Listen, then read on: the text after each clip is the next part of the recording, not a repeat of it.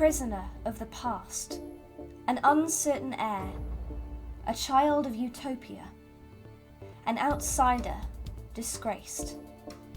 Moon, comet, Eiriol, ruin. What could the fates have in store?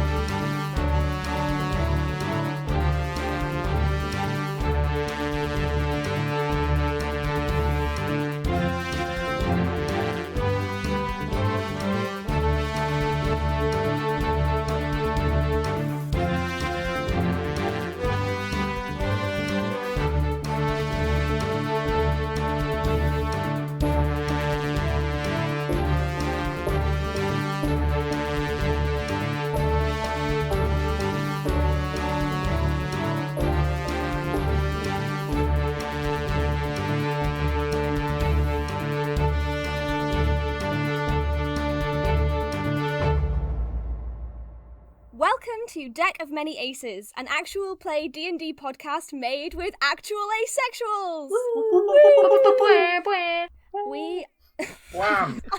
We did this last time. We did this literally the exact same thing last time. We are a group who identify as somewhere on the aromantic or asexual spectrum, playing 5th edition D&D with a twist. Each character's backstory, current predicament, and fateful future is based on 3 cards drawn from the Deck of Many Things. I am your DM, your demisexual mango, Ellie. I'm fruity. And I use she, her pronouns. Can everyone go around and introduce yourself, your pronouns, the character you will be playing, and the card that depicts their present? Hello, everyone. My name is Am. I use she, her pronouns. My PC coincidentally also uses she, her pronouns, and her name is Torsia Atherdale. She is a Loxodon Battlemaster fighter, and her current card is the Comet. Hi, I'm Chloe. I use she, her pronouns, and I am playing Raina Riftwood, who is a Tabaxi Bard. Raina's present is dictated by the Moon card. Cool. I am Eiriol. I use she and they pronouns. I am playing Weralta Kelbean, or as they're more commonly known, Delphinium or Delphi, that's a warlock. And my card is, for the present, is the Eiriol, which is the Medusa one. Hello, everyone. I am Katie. I am playing today Morgan Serenity Aldrich. Because got to get that virtue name in there. She is a tiefling wizard, specifically a chronomancy wizard. There'll be lots of weird time stuff. I use she, her, or they, them pronouns, and Morgan is she, her. Morgan's current predicament is dictated by the Ruin card. Oh no! Oh, good God! We've got like a good Ruin mixing. Ruin just means that you don't have any money, so it's fine. She can deal with being poor like everybody else. Exactly. It's worth saying as well, for people listening, if you haven't played D&D before, that is totally fine. This is basically like improvisational, long-form storytelling. With some dice rolling to dictate some random chances and combat encounters and things. I basically like to think it's improv appropriated by nerds. I mean, I say that like I'm not a nerd. And shall we very quickly explain the D20 mechanic, just in case there's people who don't know that much? Yeah. So basically what happens is, whenever you want to do something, like kick down a door, or cast a magic spell, or shoot an arrow at somebody, your character has a modifier, which might be +2 or -1 or whatever, depending on what you're trying to do. And then you roll a 20-sided dice. I just rolled a 13. Oof. And then you add that number, or take it away if it's a negative number, to the D20 score. And if you beat a certain level that you're supposed to... I can't remember what the number is. The DC? I don't know what DC stands for either. Hand wave. Yeah. But anyway, if you hit the target number, you succeed in what you're doing. You hit them with the spell, or you have kicked down the door, or persuaded somebody to give you all their money. And if you don't make the target, you've not succeeded. If you roll a 20, then you succeed really, really well. If you roll a 1, then you fail epically, and I will do my utmost to embarrass you. I would expect nothing less from you, Ellie. Yay! I am used to playing with a completely chaotic group of people, so this is also going to be fun. And we're not chaotic? I was going to say, I also haven't DM'd in a while. So, I'm slightly offended by the idea that we're not chaotic in any way. Yeah, Ellie, excuse me. Shall we begin? Let's do it. Let's begin. Are you going to do an intro? Okay. Yes, I'm gonna do a sort of I'll set the scene. Ooh. Our story begins in Attis Orbis, a city that is familiar to some of you and totally foreign to others. The harsh desert sun beats down, but the residents of this particular town seem unfazed by it. The buildings here have an eclectic and unique style to them. The high-rises that pepper the horizon have virtually no stairs. Instead, great pillars with asymmetrical grooves hold up sun-drenched platforms. Thick ropes and ship-like masts connect these platforms, and there's an occasional sail slung between platforms, in which several residents are piled haphazardly, napping in the afternoon heat. Welcome to Catgirl City, home of the Tabaxi. I can't believe we're calling it Catgirl City. It is Catgirl City. It is also, I don't know if I made it clear in that introduction, but the buildings are literally like those cat towers. Yes. Oh my god. Oh, that's amazing. Oh no. I hate you. So Will what does building. that, sorry, you can cut this out if you like, but what does Attis Orbis actually mean? Or is it just Latin? Attis Orbis is based off the Latin for Catgirl City. Okay. It's Fantastic. I just took out some of the bits that made it, like, there's a C before the A in the first bit, so it is just Cattis, which I thought was a bit on the nose.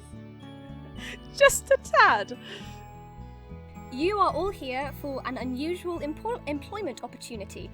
The application process has been pretty rigorous, with interviews and training sessions to demonstrate your skill, but you've made it through and you're here to accept the job offer. You've all been summoned to a central government building, to a platform that is thankfully slightly shaded. So I'm going to let you all introduce your characters one by one by having them arrive in place. So who's arriving first? Oh, it's probably me because I know my way around. Would Do you make want to sense. set the scene for everybody? Yeah. So, Raina is a tabaxi, so she is a cat girl. And if anybody's ever seen a clouded leopard, she looks like that. So they're like grayish sort of beige colour fur, and then so it's just got like leopard spots, but they're a bit more square. And she carries a flute on her hip, and she's wandering around. So she does know her way around, so since she's got there first, but she's looking around in sort of wonder at a lot of the stuff that she sees and a little bit of confusion. Did I catch right that this is open to the air? High up? Yes. I think Morgan probably will be arriving next then. Morgan, unusually, is a winged tiefling, so onlookers will be seeing a large... Is that a bird? Is it a plane? No, it's a tiefling with big wings flying in. She's probably had a good time flying with all the heat, with the rising pillars of hot air take you really high up. Great views over Catgirl City. You can call it Attis Orbis if you hate it so much. It's just no, it's fine. It's Catgirl City. So she's gonna arrive by wing. She's gonna make a very dainty landing. No ungainly flapping or big thudding. And she is quite tall, very, very purple. She's a very purple tiefling. And she's got a great big parrot on her shoulder also. Was the parrot not flying with her? It'll land on her shoulder. as she Hitched a lift. lands. Anyway, it's bright blue. Big blue bird landing with her, and it's eyeing everybody, or it may only be one person here. Raina will eye it back. And she's very tall and nice clothes, but they're a bit battered now. And she's got a big stick, big staff. Nice. Oh, what's the name of the parrot? The parrot's name, this big blue parrot, has the name of Green. I love it so much. Get it? Tosia very much values good timekeeping. So if the others had all been so she would arrive to the exact minute, most likely. Sort of a mid-height for a Loxodon. Bulky enough, broad shoulders, with a big maul strapped to her back. She at first seems quite imposing because of her size, her weaponry, her armour, but the sort of timid way she carries herself, much like the quote from John Mulaney, if you poured soup in my lap, I'd probably apologise to you. She just kind of strolls up, quite nervous, worrying about bumping into things. Oh, sorry. Oh, I didn't see you there. And settles herself as far out of trouble as she can be. For people who are not familiar, because I wasn't before this campaign, what is a Loxodon? Elephant person. I have a trunk that can be used to give myself advantage on checks with smell, and I can use it as a snorkel and an extra hand. I love it so much. How tall is Tosie? Oh, I didn't look up Loxodon heights, but let's just say because I can do what I want, 6.5 feet. Nice. That's actually pretty Loxodon. That's mid-sized Loxodon, right? They're like 6 to 8 feet, aren't they? Yeah. Morgan's about the same height, but only if you include the horns. She's going to be shorter without the horns. I feel like that's a thing, like, women with beehives in the 60s. Yeah. Like, short women with tall hair. It's like, the horns deal is like it's adding an extra couple of inches so you can say that you're 6 foot, but are you actually 6 foot? Oh, here I am making Raina fairly tall, and she's actually going to be the smallest. Oh, yeah. By a long shot. Oh, yeah. Oh, Eiriol, no. do you want to introduce your character? So, Delphi is a growfolk, which is kind of like a treant, but more humanoid. They have bark skin, like from a silver birch tree, so sort of white and slightly papery, with spots of like normal birch over it, and they're not amazingly like gracious, but they kind of walk in slightly like distracted by things, not necessarily the beautiful city of cat girls and their friends, but more just generally distracted by things, and they walk in at a full at an average size of 7.5 feet for growfolk going from roughly like 6 feet to like sometimes 9, even 10 feet at a push. So it's a maybe actually on the shorter end. They have to duck through every door they've ever found outside of the Growfolk city. I think Raina is slightly intimidated by these very tall people. So you're all gathered on this platform, and for a second, you're sort of kind of sitting or standing, sort of looking at each other, not really sure what to do. You don't know who you're supposed to be meeting. A panther tabaxi leaps deftly from the platform above you down to your platform, and she turns to all of you and says, "Welcome. I'm glad to see you all here promptly. I'm Bastet. I'll be running your operation. You're going to be our task force, if you will. The project's official name is the Adventurers' Research of Abnormal Civilian Experiences, or Project Arrowace for short."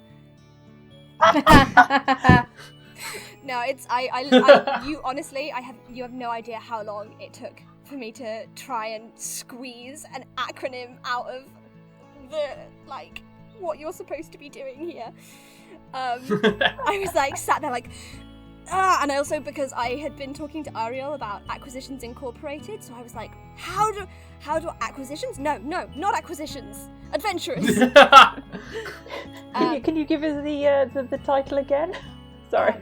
It's the Adventurers' Research of Abnormal Civilian Experiences.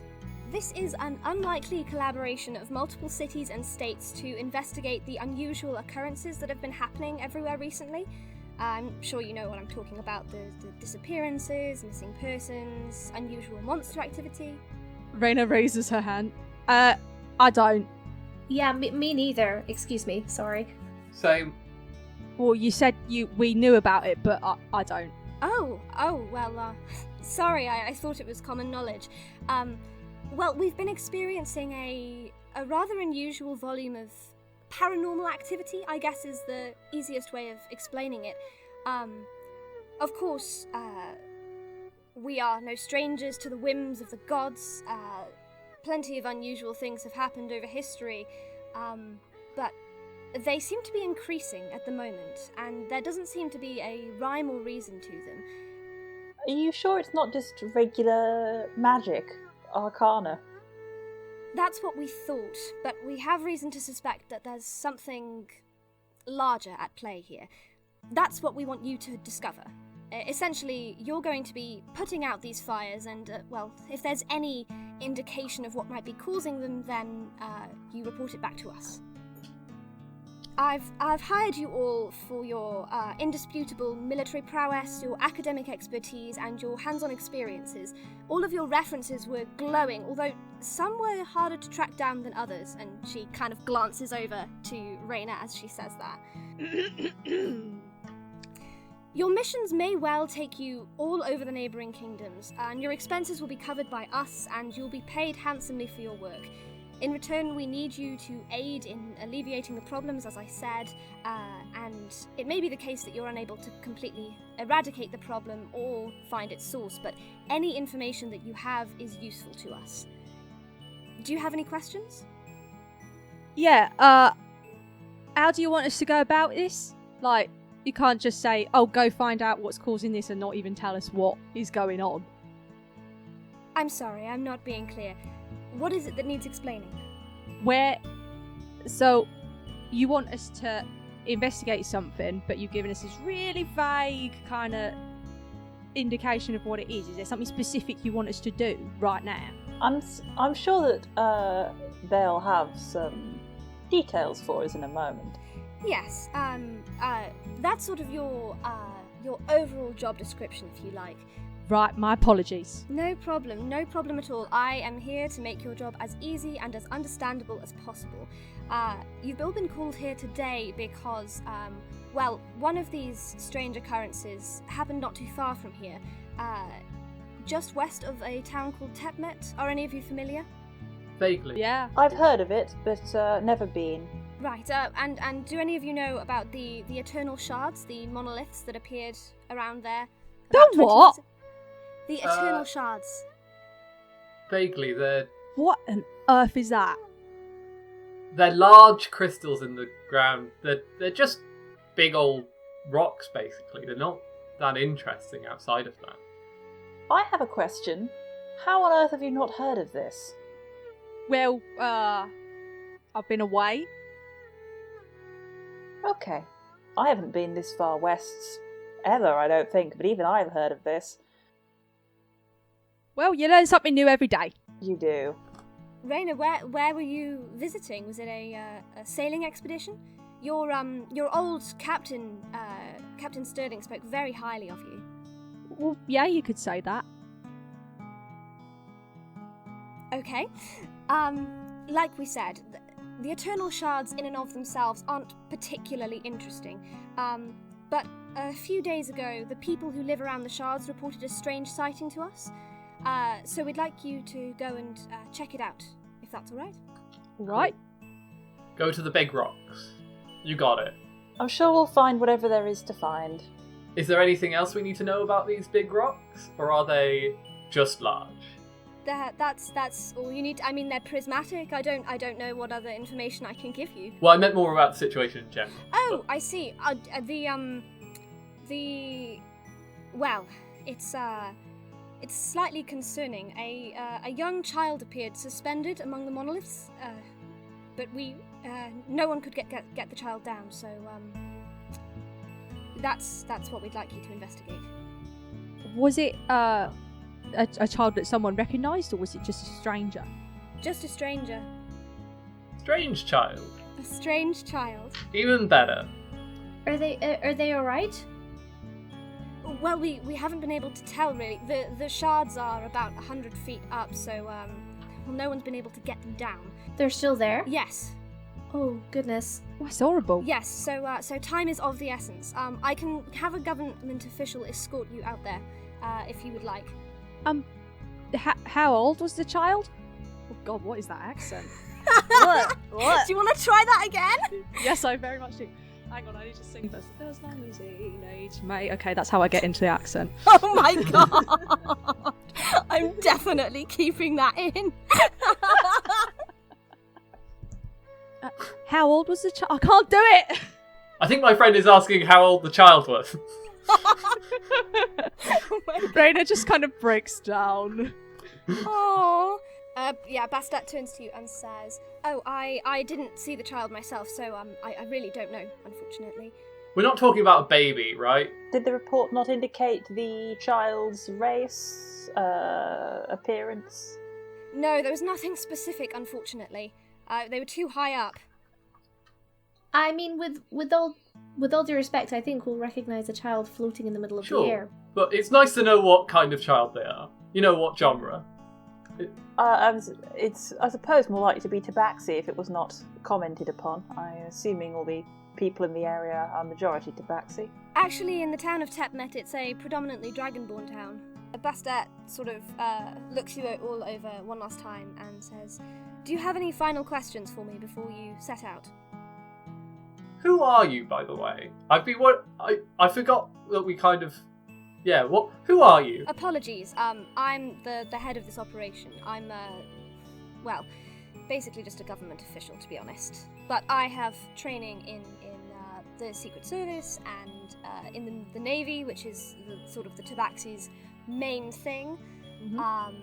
Very impressive. I like to crochet. Oh, me too. Oh, have you made anything recently? Well, it's a little difficult with the big hands, but I thought this was kind of cute. And she has a really largely knitted cozy for her mole. Oh my gosh! What colour? Probably like a maroon. To clarify, because I have no idea, what is a maul? It's a big hammer with a pointy bit on the end. Ah, big hammer with a pointy bit. Got you.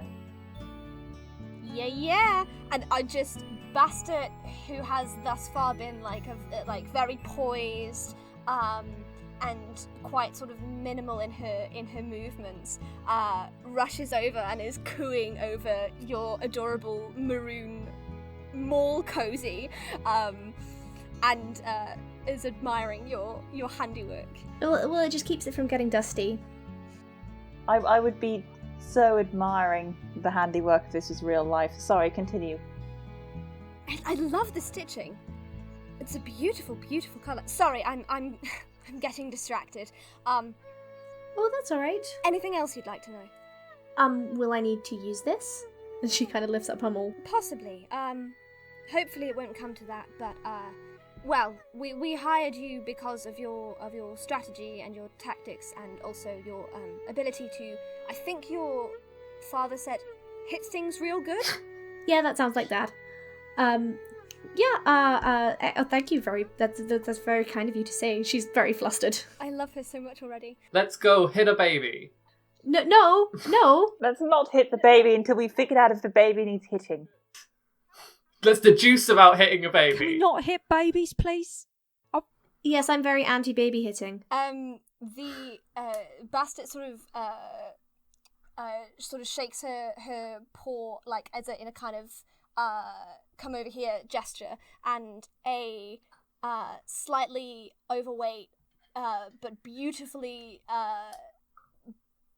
befurred. I don't know what the word this cat tabaxi. Wow, this tabaxi has just got beautiful bluish greyish fur, and she kind of waddles over.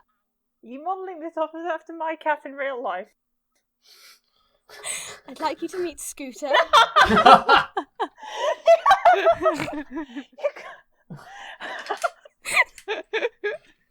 Oh my god, okay, sorry. I can't believe you're doing this to me.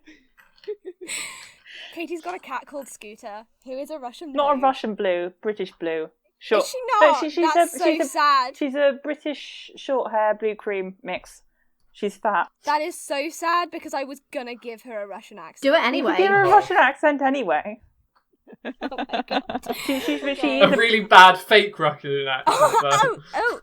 Oh, honey, that is how I do. What else is it going to be? It's me. So Scooter comes up to you and is like, hello, very pleased to meet you. My name is Scooter. Please, follow me, and sort of quite deftly leaps off of the platform and starts kind of scurrying down towards the street below. Raina will follow. Yeah, following. I'm gonna skip over the traveling because I feel like, well, unless Is Scooter escorting us into the desert? a scooter is escorting you into the desert, and it's so the Sorry. sorry. You might have lost Katie for the rest of the podcast. I'll send you a picture of this cat later, but she's never done anything deftly in her life. Except food stealing, possibly. I was gonna say she's very, very good at getting chicken off a plate. Oh my god. And she's fantastic. Have you made Catgirl Scooter sexy? You're not allowed to do that. No, I haven't made her. Well, let's be honest. Nothing in this podcast is going to be sexy. I think I'm okay now. I've been doing some deep breathing. I've been doing, so hopefully I should keep it together. Cool. Yeah. So the monoliths aren't too far from the city. They're only like an hour or two's walk. Do we have to go through the city to get to them or not? You do. Ooh. Yeah.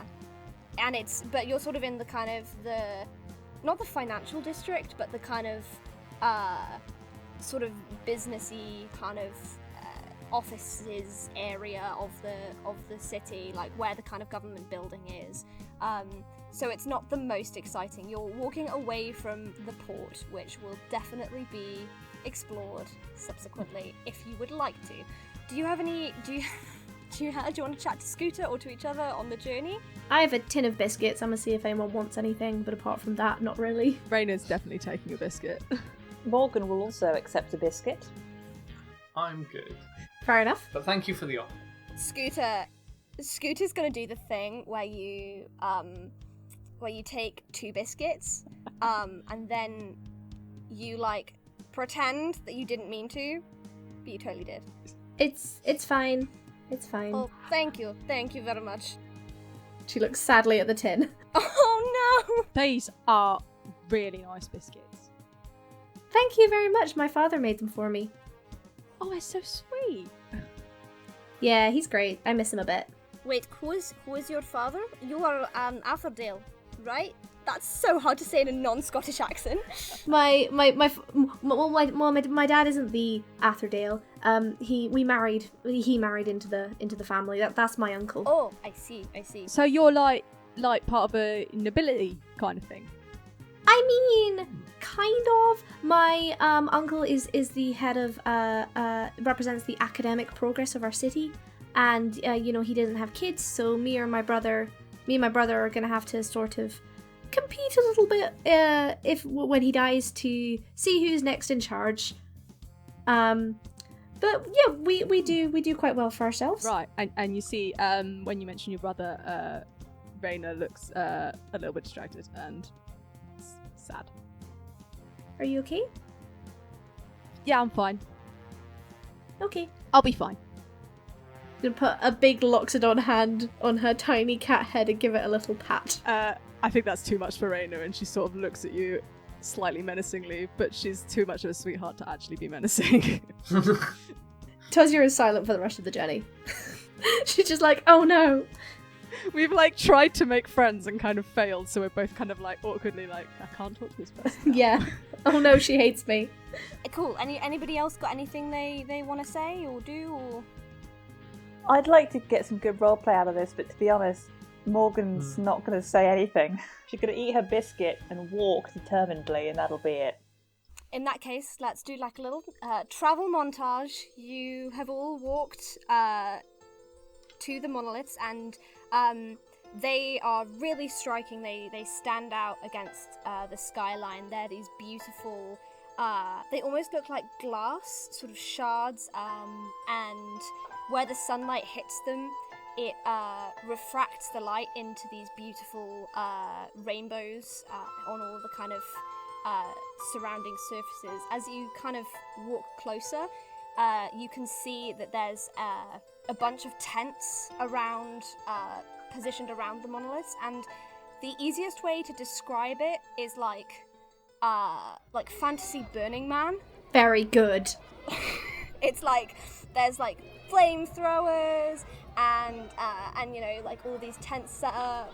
There's you know, there's people like smoking in the corner. There's there's a band of some bards playing music that's sort of been amplified, so like kind of by magic. And yeah, the atmosphere seems like really great. Like people are having a proper party. This is surprising. Raina just kind of stands there and stares at them for a bit. Where did they come from? Where did they go? And she's talking about the stones, not the people. Oh, we don't know. They just appeared like 20 years ago, I think. They're just... People have many ideas of where they came from, but no one really knows. It's the same thing with everything. No one knows why it was there. It just is. I'm sure there's a reasonable explanation for it. The explanation may be that a god did it, but I'm sure that there is an explanation. Well, we may never know. Who are these people who live around it? Do you want to, I guess, roll a history check? First roll of the game! First roll of the game! First roll of the podcast. I didn't take history, but I've got high int, so it's fine. Okay, I've got a +4 to history. Let's see how that goes. 13, so that's a 17. Wow, yeah, that's good enough. So you remember in your undergrad you had to do like a world history module that you mostly kind of slept through because you didn't find it particularly interesting. But the how old is Morgan? Mid-20s, I think. I didn't really nail that one down. That's fine. So it wasn't like long ago. So you know that that this community has only existed for as long as the monoliths have existed. So that's about 20 years, and they mostly came from Atus Orbis and from Tepmet, the sort of neighbouring town. But people were drawn all over to these strange prisms that suddenly shot out of the ground pretty much overnight. And this community is very irreverent. They're very much believers in the beauty of spontaneity and just being able to like kick back and have fun. So yeah, they are always like this. It's kind of like a permanent festival. Where you remember something about most of their kind of trade being with Tepmet, the town kind of next to them. Okay, so I get unreasonably distracted by like supply lines. No, it's cool. It's cool because I did think this through because I was like, how does a community just party all the time? And my answer was, I guess, A, either in shifts, or B, being really annoying neighbours. And the answer is little column A, little column B. Can we see this suspended young child from where we are? No, you can't. Okay, because I was going to say it was a bit weird if all these people are just partying and there's just like a child in need hanging above them. Does anyone look less partying and more what's the word? I guess I don't want to say sober, but essentially sober. Solemn? Yeah. Yeah. Does There's anyone look more like someone who would be worried about a child floating hundreds of feet above the air? Yeah, there's a dragonborn in glasses who's kind of like wearing, I guess, the kind of fantasy equivalent of like a t-shirt and jeans, where everyone else is in like these, glitter and neon bright colours of a festival. This guy looks kind of normal and unassuming, and is also just not really in the party spirit. He's kind of like looking around and not having a great time. Should we head over to him then? Yeah. On the way, I would like to see if I can snatch any rum. Yeah, cool. Roll. I don't know. Do you wanna like nick some, or do you want to like buy some from somebody, No. or charm your way into getting some from somebody? Do you want to bard this or rogue it? No, I want to like take some, but only if like someone's left some. Oh gosh, that's got Are you shocking? bad. That could go so badly, but it's an excellent idea. Hey, doesn't somebody have a advantage on checks that involve smelling? I do. Hee hee. Yeah, you could like sniff it, and you could grab a drink, sniff it, see if it's got poison or anything in it. She'll sniff any drink that's given to her, but she's not gonna grab a glass off a table randomly. Okay. Raina would. If Raina gives it to her to check, then absolutely. I was gonna say, Raina, do you want to do like not a sleight of hand check, probably just a perception check, to like see if you can see anything in the area. Yeah, because I'm not gonna like actively steal from someone, but if there's like some rum going, I'm gonna have some. What did you say? Perception? Yeah. It's an 8. No, that you cannot see anyone who has been so foolish as to leave their drinks unattended. Honestly, whenever I try and look for alcohol in a D&D game, I always roll badly. I mean, just to clarify, foolish in terms of like they want to keep drinking, not foolish as in it's foolish to leave your drink unattended, because if we lived in a culture where we weren't, constantly on edge, then it would be fine to do that, and you shouldn't shame people for making small mistakes when there are bad people out there. Segue back to the podcast. I'm sorry for taking us off track. No, you're cool. Okay, so rum unswiped. Sad. Anyone? Okay, so you guys are all heading over to the Dragonborn with glasses. Yep, Morgan is heading straight there. She's not particularly comfortable in this big party, so she's going right there. I should probably say for context that might not have been stated in general is that having wings as a tiefling is not normal. It's a weird mutation. There's probably only like 3 other tieflings in the whole world with wings, so she's going to be kind of she's going to get some stares.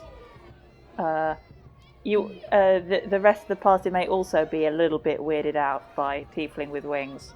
I think Raina's just never seen a tiefling or heard much about Yeah. them, so she just assumes that all tieflings have wings. Yeah, it's the same. Okay, they definitely don't. Tosia thinks it's impolite to ask. We're all going to be really weirded out when we see a tiefling without wings. You'll be like, what happened to your wings? Wait, should we not ask that? In fairness, I think here actually the people won't really like bat an eyelid at you, because there's lots of like different groups of people here, although predominantly Tabaxi and Dragonborn. Okay. But they are, there's people wearing like fake angel wings. And, Okay. would it be appropriation to wear fake horns? Oh, probably. I don't know. Oh, probably. But also, I can see the people coming here and partying doing that. Yeah. The real question is if tieflings are oppressed here. No, I would say not. I think if an elf did it, it might be appropriation. Yeah, okay. The elves are not particularly great in this game. Oh well, Is actually, there that's not any fair. game in which they are particularly great? Yeah, I've never played a game in which elves are good. Even a game where the DM tried to make elves good, we only went against their wish. So you approach this this guy. Anyone want to strike up a conversation with him? Yes. I'll look at them and say, we're here to we're here to save a child, not stab them. A baby, a child, a small... I'll sort of like tap them on the shoulder and be like, what my friend's trying to say. Apparently there's some young child that's been suspended here and we've been sent to investigate. Do you know anything about that? And my name's Raina, by the way. Oh, hi. I'm Anders. Hello. Nice to meet ya. Hi. Yeah, Anders kind of looks you up and down and is like, wait, I take it you guys aren't from around here, right? Nope. No. In a sense. No. Oh my gosh, are you the weird government Yes. project something space or whatever it is? Yeah. I believe that is us. No. Yeah, the government sent us. Yes. Yeah, well, y'all are a little late. The kid is gone. Like, everything's fine. What, he just... Where did the child go? I don't know. Like, they just disappeared the same way that they appeared. That's more disconcerting. Can you take us by any chance to where the child was before they disappeared? Yeah. Wait, sorry. Oh, like in this... I mean, I can't take you up there. That was part of the problem. But if you could indicate to us the spot, that would be helpful. Yeah, sure, of course. Ellie, can I insight check Anders? Yeah, sure. Because I just want to see if he's lying or not. If there's something he's not telling us. I'm rolling now. Oh no, I got an 8. Ha! Oh. You notice that Anders is wearing glasses. Which means, through your clever deductions, that he probably has difficulties with sight. Interesting. I'm writing it down in my notebook. I love the idea that so far the only success has been from Morgan's intelligence, and I feel like that's going to determine the party vibe. Wait until we get into combat, you guys. Then I will shine, I promise. True. Morgan's more on the not hitting things side, so I think the hitting is going to be a bit more dramatic. I was gonna say, not to do a grand reveal or anything, but I saw all of your character sheets this morning and I realised that with the exception of the bard in the party, you all went, how will they know that I'm queer? Low charisma! I have -1 charisma. Same. Oh god, have we all got bad charisma? Oh my gosh. -2. I'm carrying the party. Is that why you suggested that one of us not have a that I didn't have a -1 for charisma? I do have my methods. Is Raina the only cool person then? I have +3. Yeah, I was gonna say, Oh. luckily she's got enough for all of the rest of you, but yeah. Okay, you're going to have to charm the pants off of everyone we meet then. I mean, on average, I think we're still below 0. So Anders takes you close to the monoliths. There's 4 of them, and they're kind of like at asymmetrical heights. And he kind of gestures up to the sort of, I guess, what would be the sort of center point between the 4. And he says, "Yeah, the kid was there 1 minute, and so we sent word to the central government, but I guess it's bureaucracy or whatever. They said it would take a few days, and now the kid's gone." Well, I think that's our job done.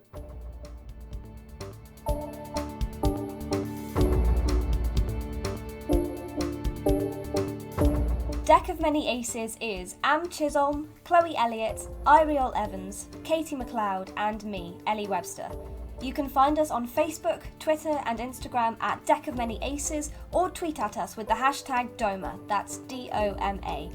Please subscribe and leave us a review on iTunes if you like what you hear.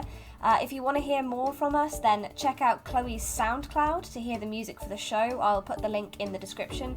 And if you want to hear more of Am's voice, then subscribe to A Rendezvous with Destiny, which is a Scion actual play podcast that she makes.